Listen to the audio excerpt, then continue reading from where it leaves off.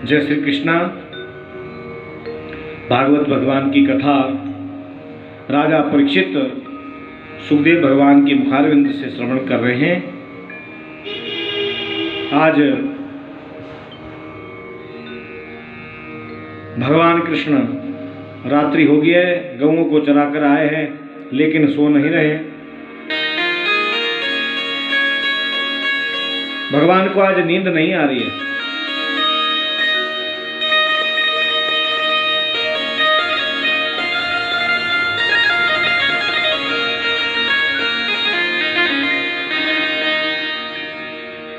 कि क्या हुआ?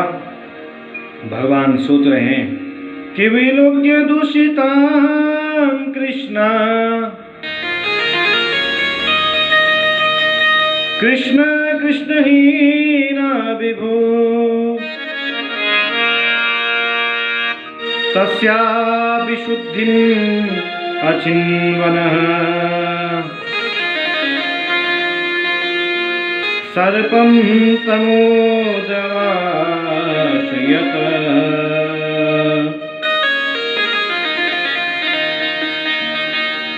मेरे गोपाल रात्रि में विचार कर रहे हैं, मैं कृष्ण बनकर यहाँ क्यों आया? ब्रजमंडल में कृष्ण बनकर मेरा आने का कारण क्या है? क्योंकि मैं ब्रजवासियों के संकट को दूर कर सकूं, ब्रजवासियों के कष्ट को निवृत्ति कर सकूं। भगवान सुखदेव कहते हैं, परमात्मा का अवतार लेने का एक ही उद्देश्य है, भक्तों को आनंद कैसे मिले। मेरे निष्कामी प्रेमी हैं, वो खुश कैसे हों, इसलिए आते हैं प्रभु। यमुना जी में तो कालिया नाग रहता है। यमुना जी कहते हैं भक्तों को और कालिया नाग कहते हैं इंद्रियों को। भक्ति रूपी यमुना में जब इंद्रिय रूपी कालिया नाग आता है तो भक्ति रूपी यमुना प्रदूषित हो जाती है, गंदी हो जाती है। आज कन्हैया ने मन में निश्चय किया, मुझे कालिया नाग को कैसे भी करके जो है बाहर निकालना है।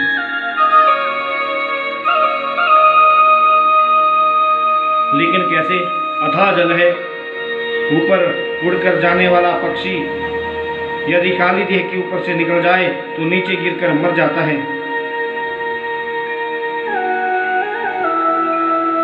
तो नीचे गिरकर मर जाता है। घास चरते चरते किसी गाय का वो जोर से प्यास लगे और भूलवश गाय काली देह का पानी पी आए तो मर जाती है।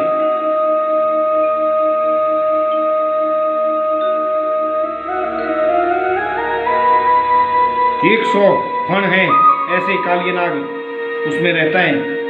विशाल उसका महल है, बड़ी भारी उसकी सेना है। यमुना जी का जल एक बहुत बड़े दायरे में रुका हुआ है।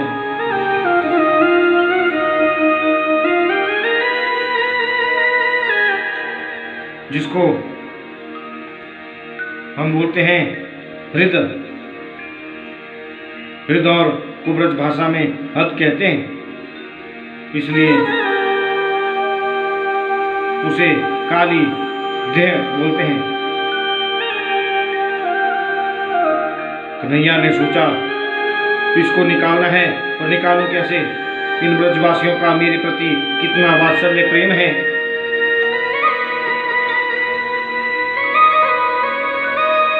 कृष्ण को जरा सर्दी भी लग जाए तो मैया यशोदा बड़े बड़े वैद्यों को बुला लेती है। यदि लाला 2 घुट दूध कम पिए तो मैया दुनिया भर के ज्योतिषियों को बुला लेती है।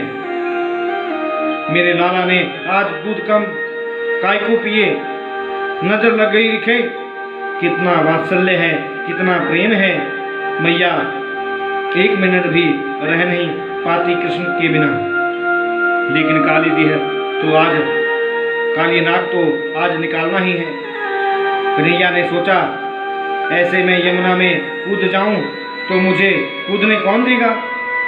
उन लोगों का मेरे प्रति कितना प्रेम है। ब्रज साहित्य में ऐसा वर्णन मिलता है। इसलिए मेरे गोविंद ने आज निश्चय किया कि गेंद खेलने का एक नाटक करें, कंदुक क्रीड़ा का नाटक किया जाए। बालकृष्ण प्रभु प्रातः होते ही ग्वाल सखाओं से बोले, आज गैया चरावे की छुट्टी कर दो, आज विश्राम करो। सखा बोले, काय खुशी में? भैया तुम गोचारण को विश्राम दे रहे हो, वो काय खुशी में? कन्हैया ने कही, ऐसो ना है, काऊ दिन विश्राम भी तो करना चाहिए। आज गेंद को खेल खेलेंगे, आज काली देह पर कंदुक क्रीड़ा करेंगे। सखा बोले, क्षमा करो, हम नहीं जाएंगे। एक सखा बोलो, भैया मेरी मैया ने 108 एकादशी के व्रत कियो, तब हमारो प्राकट्य भयो या संसार में अपनी मैया के एक लौटा बेटा है। एक बोलो, लाला हमारी मैया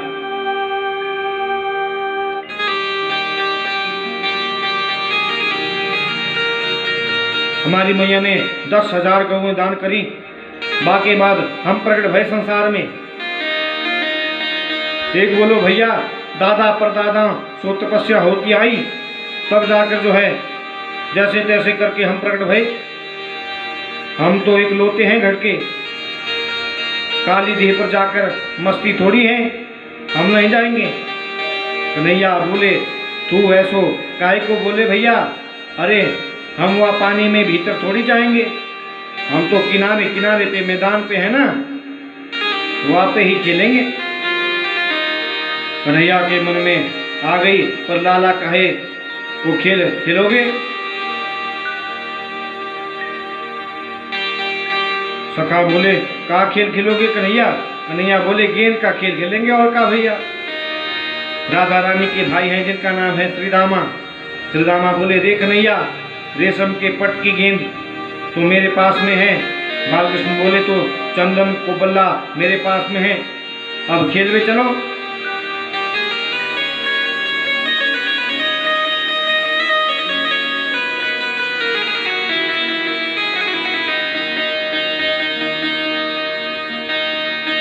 छोटे छोटे सखाओं के संग खेलने जा रहे हैं। ऊपर से शंकर जी ये दृश्य देख रहे हैं, विधाता देख रहे हैं। कहते हैं, अरे ब्रजवासियों, तुमने ऐसा कौन सा सत्कर्म किया है जो पूर्ण ब्रह्म परमात्मा, जिनको योगी जिन जन समाधि में नहीं जान पाते, वो तुम्हारे संग नाटक करता है, तुम्हारे संग लीला करता है। जरूर तुम कोई बड़ा सत्कर्म किया होगा। ब्रह्मा जी महाराज देख देख कर निहाल हो रहे हैं। पर ब्रह्म ब्रजवासियों के हाथ की कठपुतली बन गया। जैसे ही सब चलने लगे, बलराम जी ने कही, सुनो भैया, अरे लालाओं कहाँ जा रहे हो? कन्हैया बोले, हो गया गड़बड़। कन्हैया बोले, खेल पे जा रहे? बलराम जी बोले, हमें भी चलना है, रुको संग चलिए। सुखदेव जी कहते हैं, कन्हैया ने मन में सोचा, बलराम जी यदि साथ में गए तो काली नाग को मारने नहीं देंगे, क्योंकि बलराम है शेषनाग, शेषनाग ही लक्ष्मण बने और शेषनाग ही बलराम बने। अब शेषनाग ही कलयुग में जगत गुरु रामानुजाचार्य बने, जो हमारे संप्रदाय के हैं, मूल गुरु हैं हमारे। बलराम जी शेषनाग हैं। आज मुझे मारना है काली नाग को। यदि बलराम जी संग में गए तो ये अपनी बिरादरी का पक्ष जरूर लेंगे, मरने नहीं देंगे। कन्हैया बलराम से बोले, भैया आप हमारे संग में चलो ना, तो हम बड़ी शर्म लागे। बलराम जी ने सोचा, छोटे बच्चे हैं, शर्म लगती होगी, ठीक है तो मैं ना जा रहा हूँ। सुनो, ज़्यादा दूर मत जाइयो और यमुना जी के अंदर ना ही जाकर खेलियो, बाहरी खेलियो। हाँ भैया, वही खेलेंगे। अब तो सखावे बहुत खुश हो गए। बलराम जी सब डरते हैं। मेरे कन्हैया के संग तो हर तरह का नाटक चलता ही रहता है। कान पकड़ लिया, इधर से उठा लिया, गुलाबे से पकड़ लिया, गाल से पकड़ लिया, चुंबन कर लिया, सब चलता है मेरे कन्हैया के साथ। सखाओं का, लेकिन बलराम दाऊ भैया से तो सब डरते हैं। कन्हैया के संग सब खेल में जा रहे हैं। काली दीप खेलन आयो री मेरो छोटो सो कन्हैया, काली दीप पर खेलन आयो मेरो छोटो सो कन्हैया, मेरो छोटो सो कन्हैया, मेरो छोटो सो कन्हैया, ओ काली दीप पर खेलन आयो मेरो छोटो सो कन्हैया। ऐसा कीर्तन हो रहे हो, ऐसो खेल खेल रहे हैं, सब प्रसन्न होकर खेल रहे हैं। कन्हैया ने सोचो ये सखा मुझे ऐसो तो यमुना में कूदने नहीं देंगे। लाला की जब बारी आई तो ऐसो जोर से बल्ला चलायो तो गेंद धड़ाम से यमुना में गिर गई और ब्रजवासियों के मन में भावना ऐसी भर दी कि वे लोग अपनी उसी गेंद को मांगने का आग्रह करें। श्रीदामा की गेंद राधा रानी का भैया है, बड़ी तेज तरार, बरसाने का राजा को पुत्र है।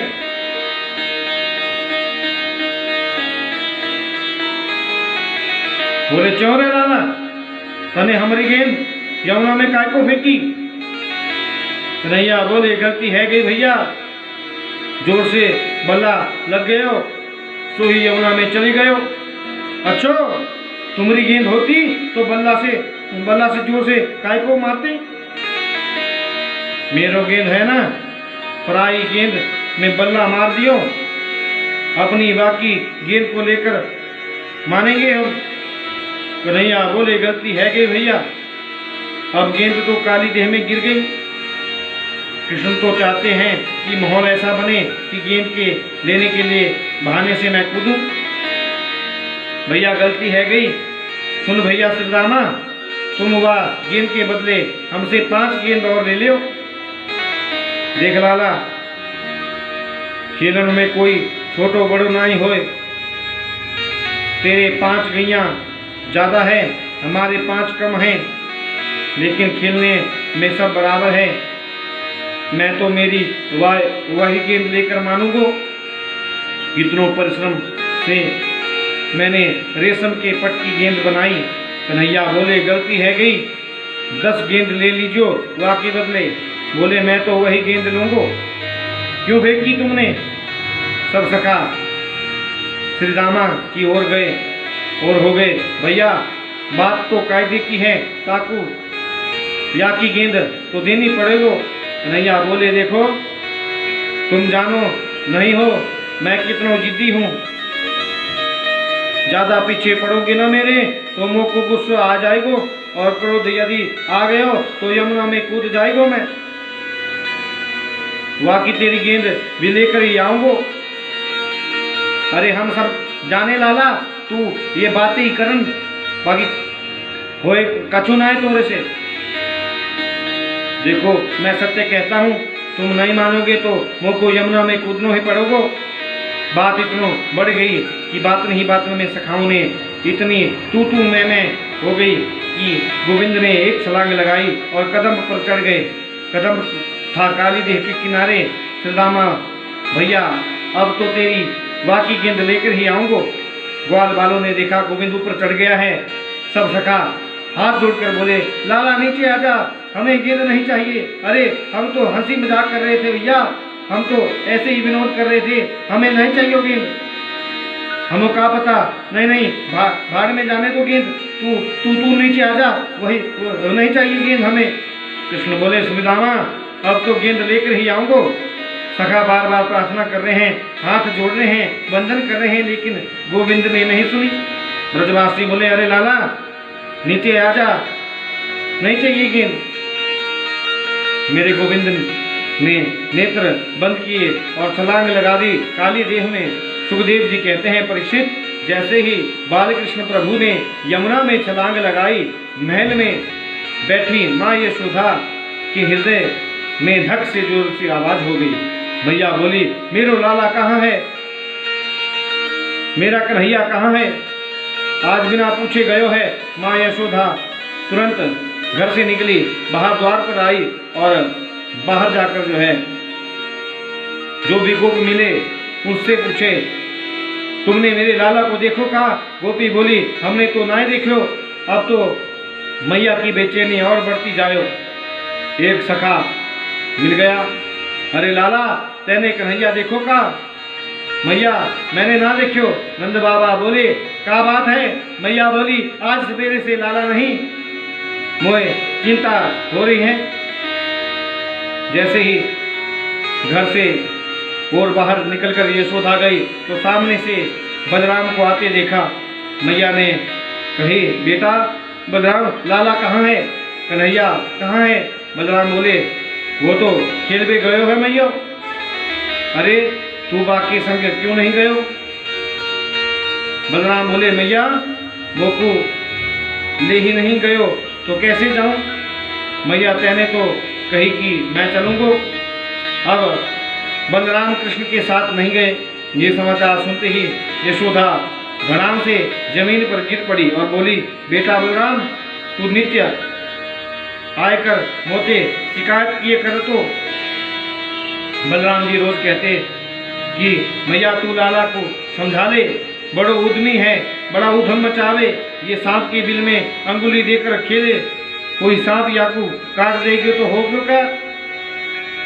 जब तेरे सामने ही कृष्ण उधम मचाए बिना नहीं माने तो आज तो जरूर काली देह में ही चले गए होएगो। क्योंकि एक दिन कन्हैया बातन ही बातन में बोलो, मैया अभी मैं छोटो हूँ ना, पर देखियो या काली नाग को मैं ही निकारूंगो यमुना से। मैया ने सोचा बच्चा है ऐसे ही कहता रहता है कि आबाल वृद्ध वनिता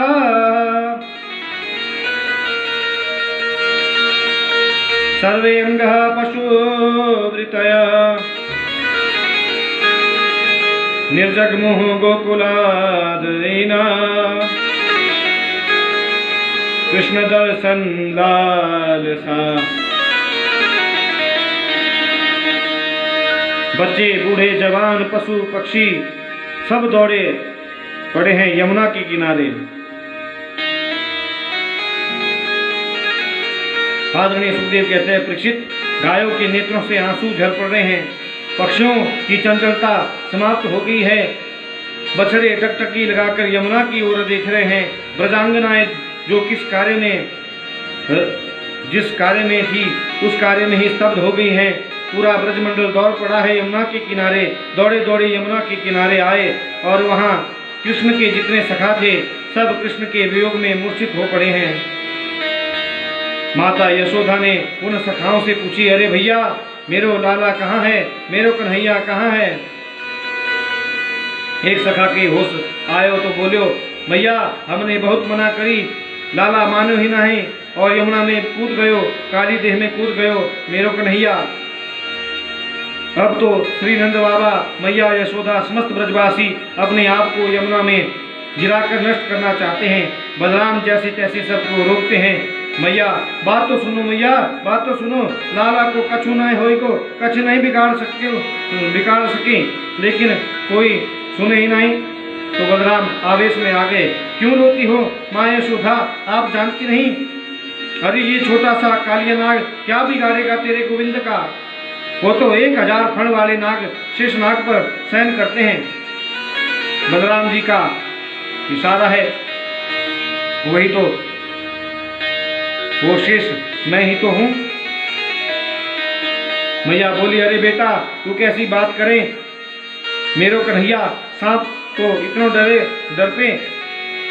कि मेरी गोद में चढ़ जाए, सांप को देखते ही चित्र में भी नहीं देख सके, जाने लाला जल में नीचे कैसे होएगो,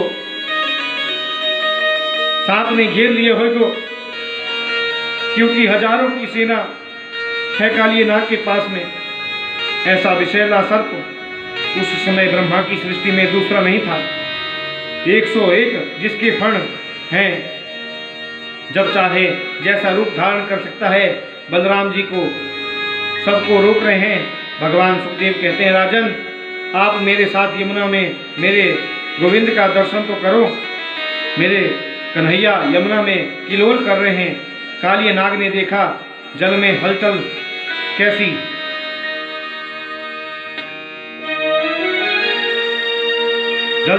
जल में आज हलचल कैसी हो रही है। नाग के सैनिकों ने ऊपर आकर गोविंद का दर्शन किया। सभी सैनिक देखते रह गए, नेत्र सजल हो गए। कालिया नाग के सैनिकों ने कालिया नाग से जाकर कहा, महाराज कमाल हो गया, कमाल हो गया, कमाल हो गया। इतना क्या हो गया? बोले इतना सुंदर बालक हमने जीवन में पहले नहीं देखा। आश्चर्य देखिए, 5 वर्ष का बच्चा किलोल कर रहा है आपके जल में, किलोल करके नाच रहा है आपके जल में। काली नाग ने कहा, पहला आश्चर्य तो ये है कि ये बालक जल में आया कैसे।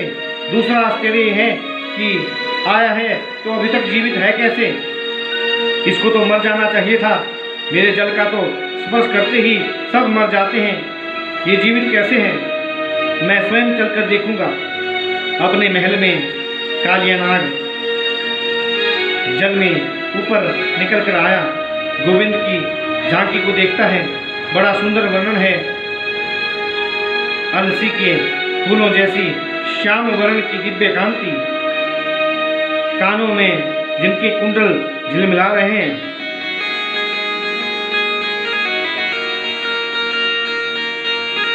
मंद मंद मित्र स्मिता हास्य कर रहे हैं। बड़ा ही सुंदर स्वरूप है।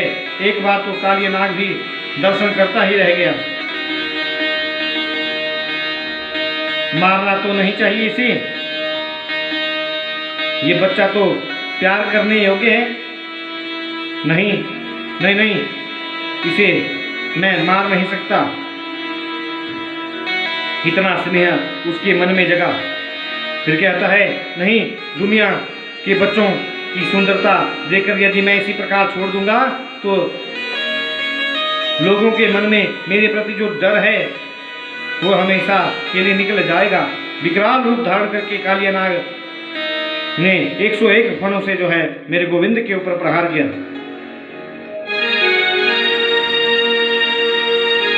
झपट पड़े, कृष्ण को पकड़ लिया। चारों तरफ से कृष्ण को अपने शरीर में लपेट लिया, कुंडली लगा ली।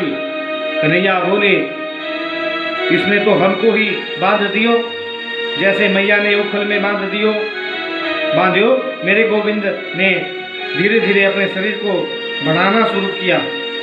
ये सारी बातें पानी के भीतर हो रही हैं, बहुत नीचे। गोविंद ने जब अपने शरीर को फुलाया तो कालिया नाग का शरीर ढीला पड़ता गया। उसने कृष्ण को छोड़ दिया। बड़ा विचित्र युद्ध छिड़ गया। दोनों में बाहु युद्ध चल रहा है। युद्ध करते करते मेरे गोविंद उछलकर कालिया नाग के फण पर बैठ गए। कालिया नाग के फण पर जैसे ही गोविंद चढ़े, के यह दिक्षिरो नमस्तेंग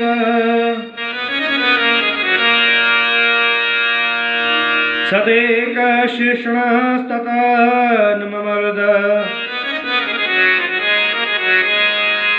सरदंडधरो अंगघ्रियते क्षीणायुषो प्रमथ फुलवनमाशतो सिंह।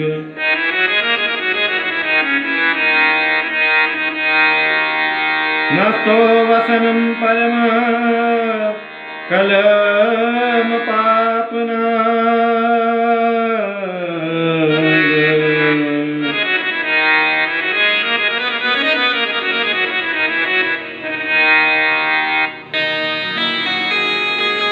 भगवान ने तो उसके फन पर तांडव नृत्य शुरू कर दिया।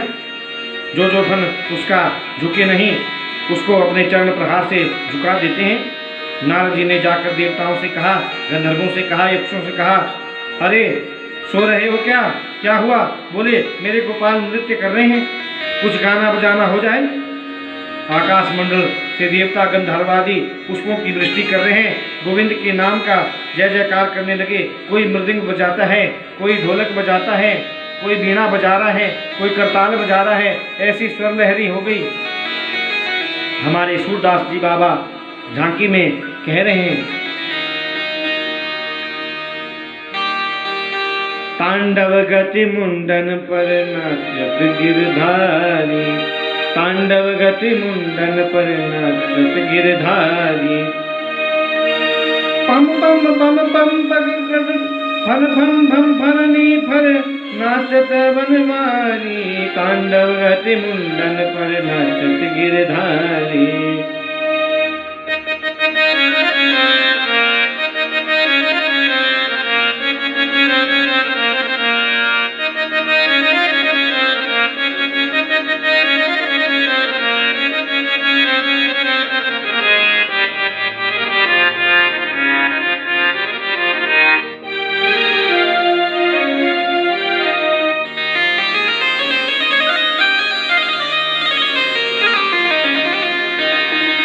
ऐसे भगवान नृत्य कर रहे हैं, ऐसा अद्भुत नृत्य किया मेरे गोविंद ने।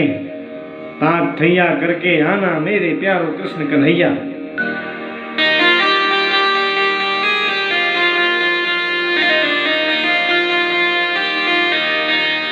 सुखदेव जी कहते हैं जैसे ही नृत्य किया मेरे बाल कृष्ण ने,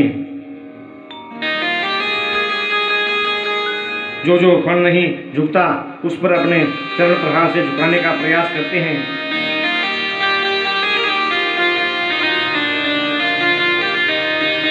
कभी कभी क्या होता है राजन, दो फणों के बीच प्रभु का चरण पड़ जाता, फण जो है फट जाती और रक्त की बूंदें उछलकर कृष्ण के चरणों पर पड़ जाती, तो दूर से देखने में ऐसा प्रतीत होता मानो देवताओं ने लाल रंग के पुष्प जो है कृष्ण के चरणों में समर्पित कर दिए। इधर देवता गंधर्व ताली बजा रहे हैं, फूलों की वृष्टि कर रहे हैं। नागपत्नियों ने सोचा इसी प्रकार नृत्य करते रहे तो नागराज तो मर जाएंगे। नागपत्नियों ने गोविंद की बहुत सुंदर स्तुति की। कि न्यायो ही दंड कृत किल विषयस्मिनः सत्वावतार कलनिग्राय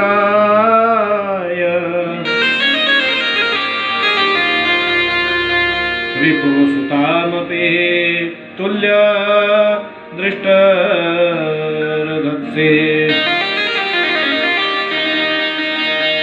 तमफलमेवानुशोषणः।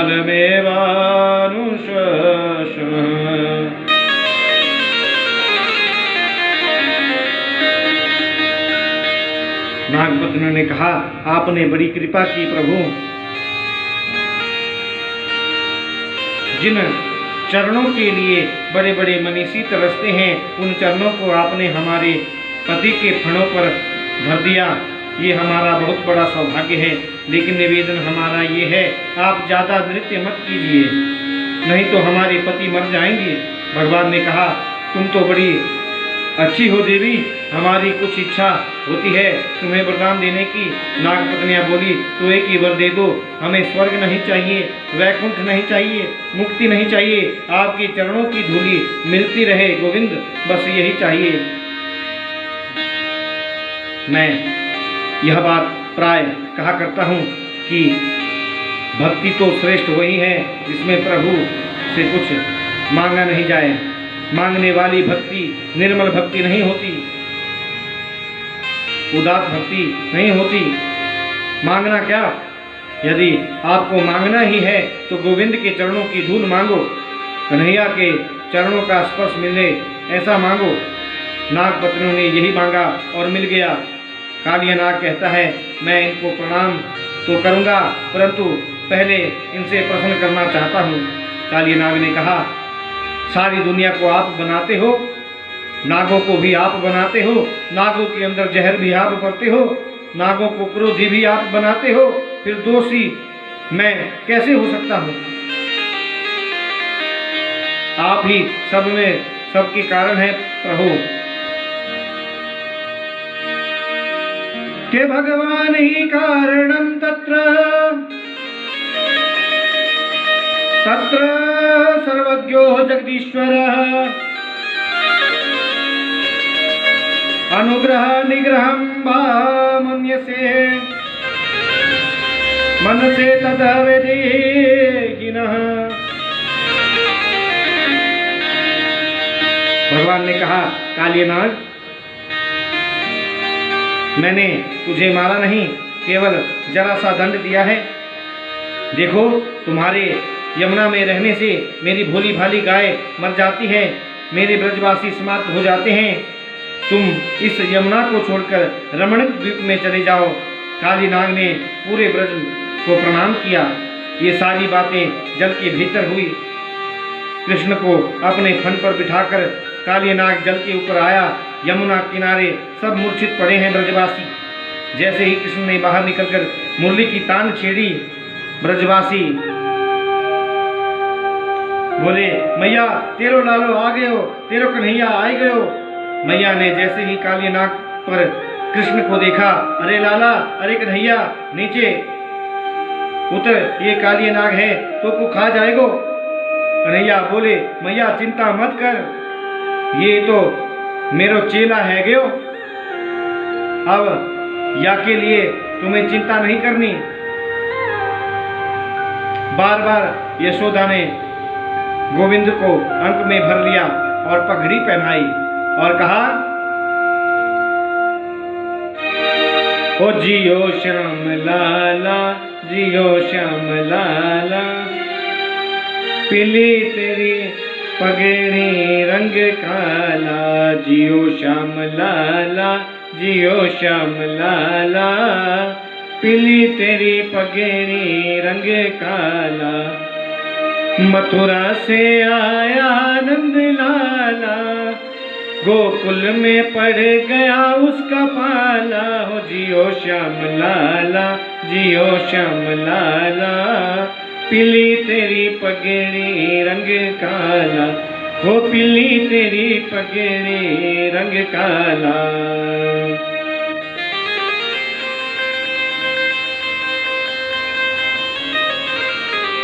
इस प्रकार से पगड़ी भगवान को पहनाई।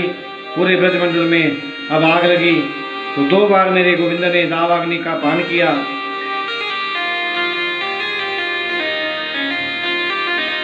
अब भगवान कन्हैया गऊ चराने जाते हैं।